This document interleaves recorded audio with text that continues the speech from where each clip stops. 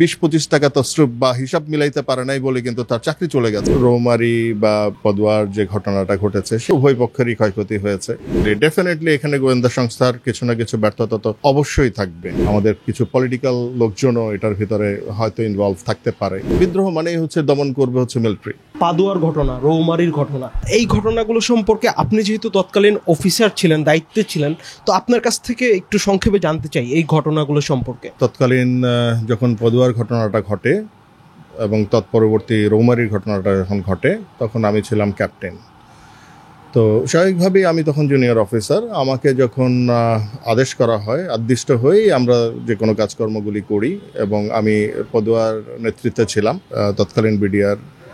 সেটা অত্যন্ত একটা প্রফেশনাল একটা ফোর্স ছিল এবং আমরা সেই প্রফেশনাল ফোর্সটাকে কিন্তু আমরা গড়ে তুলেছিলাম এবং আমাদের ফোর্সের প্রত্যেকটা সৈনিক বা প্রত্যেকটা জওয়ানের উপরে যথেষ্ট পরিমাণে আস্থা ছিল এবং সেই আস্থার উপরে ভিত্তি করেই কিন্তু আমরা সে ধরনের একটা পদুয়ার মতো একটা জায়গাতে আমরা কিন্তু কাজ করতে পেরেছিলাম। তো আমরা সেখানে আদেশপ্রাপ্ত হয়েছিলাম। সেখানে আমরা পদুয়ার একটা ক্যাম্প, যেটা অপদখলীয় ভূমি ছিল, তো সেখানে আমরা আদেশপ্রাপ্ত হয়ে সেখানে আমরা ওই ক্যাম্পটাকে আমরা এনসার্কেল করি। এটার অবশ্য একটা কারণ ছিল। এটার কারণটা বলতে গেলে যে আসলে এখন বর্তমানে দেখবেন যে একটা টেনশন চলছে যে বিএসএফ জিরো লাইনে এসে আপনার কাঁটাতারের বেড়া দিচ্ছে। তো আপনারা সবাই জানেন যে আসলে নোম্যান্স ল্যান্ড বা 150 গজের মধ্যে কোনো ধরনের স্থাপনা তৈরি করার কথা না। তো সেই সমস্ত সময়ে আপনার 150 গজের মধ্যে তারা খুব জিরো লাইনেই অলমোস্ট তারা রাস্তা বানাচ্ছিল এবং সেটা স্থায়ী রাস্তা। তো সেটা স্বাভাবিকভাবেই একটা প্রতিবাদের করার মতো একটা বিষয় ছিল।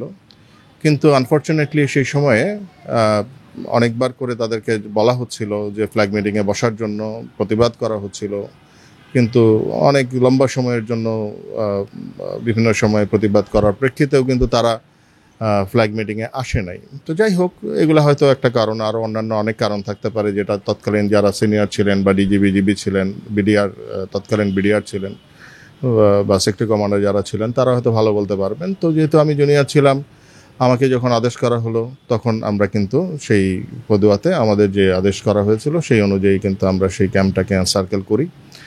প্রায় 4 দিন সেখানে আমরা ছিলাম। তো সেখানে একটা যুদ্ধকালীন অবস্থা তৈরি হয়েছিল। পরবর্তীতে আপনার রৌমারীর ঘটনাটাও ঘটে গেছে একই সময়ে, আপনারা সবাই সেটা জানেন। পাদুয়া এবং রৌমারী বিডিআর বিদ্রোহ বা ষড়যন্ত্র আমরা যাই বলি, ওটার সাথে কি কোনোভাবে কানেক্ট করে? আমি তো বিদ্রোহ বলি না, আমি এটাকে অনেকটা এখন যেটা বোঝা যাচ্ছে যে এটা একটা হত্যাকাণ্ডই হয়েছে। স্বাভাবিকভাবেই যে রৌমারী বা পদুয়ার যে ঘটনাটা ঘটেছে সেখানে কিন্তু কিছু ক্ষয়ক্ষতি হয়েছে, উভয় পক্ষেরই ক্ষয়ক্ষতি হয়েছে। তো সেই ক্ষেত্রে এটা একটা কারণ হতেই পারে। এত বড় একটা ষড়যন্ত্র, বিডিআর বিদ্রোহ বা ষড়যন্ত্রই যদি আমরা বলি, তখন কি মনে হয় যে দেশের গোয়েন্দা সংস্থাগুলো ব্যর্থ হয়েছে এই দমনে বা এটার খবর নিজেদের কাছে আনতে? ডেফিনেটলি এখানে গোয়েন্দা সংস্থার কিছু না কিছু ব্যর্থতা তো অবশ্যই থাকবে। এতদিন পর্যন্ত কিন্তু এই জিনিসগুলি কিন্তু নিয়ে কেউ কোনো কথা বলে নাই, সারফেসে আসে নাই। ইদানে আমি দেখতে পাচ্ছি বিভিন্ন চ্যানেলে বিভিন্ন ধরনের কথাবার্তাগুলি সামনের দিকে আসছে। আমাদের কিছু পলিটিক্যাল লোকজনও এটার ভিতরে হয়তো ইনভলভ থাকতে পারে। তো সেই ক্ষেত্রে হয়তো আমাদের কিছু কিছু গোয়েন্দা সংস্থা যারা আছে তারা ডেফিনেটলি তারা খুবই ভালো কাজ করে, কিন্তু ব্যর্থতা আছে। আবার তাদের মাঝখানে কোনো ব্যাড এলিমেন্টস ছিল কিনা, যারা কম্প্রোমাইজ হয়েছে কিনা, এই বিষয়গুলি আসলে খতিয়ে দেখার প্রয়োজন আছে বলে আমি মনে করি। এটা কি মিলিটারি ভাবে হ্যান্ডেল করা উচিত ছিল কিনা বা করা যেতে পারতো কিনা? মিলিটারি কেন ইনভলভ হয়, মিলিটারি কোন পর্যায়ে ইনভলভ হয়? ডেফিনেটলি যে কোনো মিলিটারি ইস্যুতে কিন্তু মিলিটারিলি এটাকে নেগোশিয়েট করার কথা। এখানে সম্পূর্ণভাবে যারা এফেক্টেড ছিল তারা কিন্তু মিলিটারি পার্সোনাল এবং তাদের ফ্যামিলি। সো মিলিটারি বিষয়গুলি has to be dealt militarily. যদি আমরা বিদ্রোহের কথা বলি তাহলে তো এখানে সর্বপ্রথম আসে মিলিটারি, এটাকে বিদ্রোহ মানেই হচ্ছে দমন করবে হচ্ছে মিলিটারি। যাই হোক, এখানে পলিটিক্যালি তারা চেষ্টা করেছে এটাকে নেগোশিয়েট করার জন্য। এটা আসলে আমরা যথেষ্ট ইনভেস্টিগেশন করা প্রয়োজন আছে বলে আমি আরও মনে করি। যদি মিলিটারিভাবে হ্যান্ডেল করা হতো, হত্যাকাণ্ড কি কমিয়ে আনা যেতে পারতো কিনা বা কমিয়ে আনা যেত কিনা, ওই ব্যাপারটা যদি একটু বলতেন। মিলিটারি কাজ করে কিন্তু তারা ডিটারেন্ট তৈরি করে। যখন একদম প্রথম দিকে আমার কাছে মনে হচ্ছিল, যদিও আমি সেই সময়টাতে ফরচুনেটলি আমি দেশে ছিলাম না, আমি ইউনাইটেড নেশনসের মিশনে ছিলাম, আইভরি কোস্টে ছিলাম। তখন ওখান থেকে বিষয়গুলি আমরা খুব ক্লোজলি বোঝার চেষ্টা করছিলাম যে আসলে কি ঘটছে বিডিআরের মধ্যে। প্রথম দিকে কিন্তু এই ঘটনাটা যখন ঘটেছে তখন কিন্তু তারা অর্গানাইজ ছিল না। তারা কিন্তু 1-1.5 ঘন্টা মধ্যে কিন্তু তারা অর্গানাইজ হয়েছে এবং পরবর্তীতে তারা কিলিংগুলি শুরু করেছে। তো সেই ক্ষেত্রে যদি প্রথম থেকে জানার সাথে সাথে একটা মিলিটারি মুভ ভিতরে ঢুকতে পারতো তাহলে ডেফিনেটলি ক্ষয়ক্ষতির পরিমাণ কিন্তু কমতো। ইভেন এমন হতে পারতো যে কোনো ক্ষয়ক্ষতি তারা করতে পারতো না, হয়তো 1-2জন ক্ষয়ক্ষতি হলেও পরবর্তীতে তারা কিন্তু যেহেতু অর্গানাইজই হতে পারে নাই বা অর্গানাইজ থাকলেও কিন্তু মিলিটারি কিন্তু খুব ট্যাক্টফুলি তারা ডিল করে। তারা জানে যে কীভাবে এই ধরনের পরিস্থিতিগুলি মোকাবেলা করতে হয় এবং সেই কারণেই কিন্তু তারা কিন্তু বিভিন্ন সময়ে কিন্তু সারাটা বছর জুড়ে ট্রেনিং করে এই ধরনের সিচুয়েশনকে ডিল করার জন্য। সো আমার কাছে মনে হয় যে ডেফিনেটলি এটা ক্ষয়ক্ষতির পরিমাণটা কমতো। ডাল ভাতের বিষয়গুলি বিডিআরকে দেওয়া হলো কেন, এটাই একটা আমার জন্য আমার কাছে একটা বড় প্রশ্ন। ঠিক আছে, ডাল ভাতের বিষয়গুলি যখন দেওয়া হয়েছে, আমি ব্যক্তিগতভাবে আমি যতটুকু আমি দেখেছি তারা কিন্তু প্রফেশনালি কাজ করেছে এবং অনেক মানুষের কাছে এটা সুফল কিন্তু পৌঁছেছে।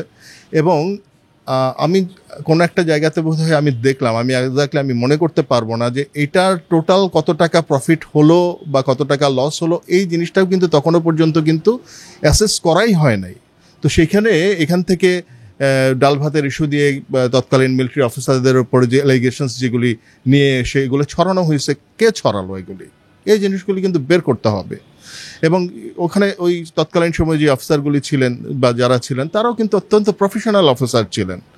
হ্যাঁ, তো ওই ধরনের আর আর্মিতে যত মানে ওই তৎকালীন সময়ে, এখন বর্তমান প্রেক্ষিতটা আমি সেটা আপনারা ভালো জানবেন, বাট তৎকালীন সময়ে বা ওই সমসাময়িক সময়গুলিতে কিন্তু এই ধরনের কোনো ধরনের অনাচার অথবা যে কোনো ধরনের কারাপশন, এই জিনিসগুলি কিন্তু খুব সিরিয়াসলি ডিল হতো।